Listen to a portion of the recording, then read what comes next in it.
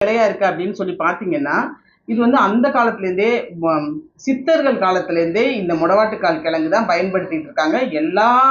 அதாவது நம்ம உடல் உறுப்புக்குள்ள உள்ள பகுதியவும் இது வந்து சரி பண்ணுது. அத்தனை வியாதியும் சரி பண்ணுது. கிட்டத்தட்ட 4000 வியாதி அளவு இது சரி பண்றதா சொல்றாங்க.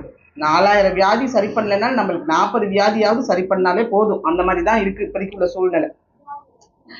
நிறைய நாட்டு மருந்து கடைகள், அதாவது நாட்டு மருந்து கடைகள்ல கூட வாங்கிக்கிறாங்க. இதை நம்ம மொத்தமா எடுத்தோம்னா அந்த மாதிரி கிடைக்குது. நாட்டு மருந்து கடைகள்லேயே கிடைக்கிறது இல்லை.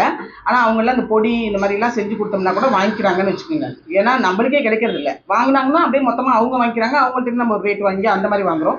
இது வந்து உங்களுக்கு இந்த மாதிரி எங்கேயாவது கிடைச்சிச்சுன்னா இதை நீங்கள் பயன்படுத்திக்கிங்க. இப்போ இதை எப்படி சமைக்கிறது அப்படிங்கிறத சொல்லிடுறேன். இதோட பெனிஃபிட்ஸ்ன்னு பார்த்தீங்கன்னா கிட்டத்தட்ட எலும்பு சம்பந்தமா உள்ளது, வயிறு சம்பந்தமா உள்ளது, நம்ம உடம்பு உறுப்புக்குள்ள உள்ள அத்தனை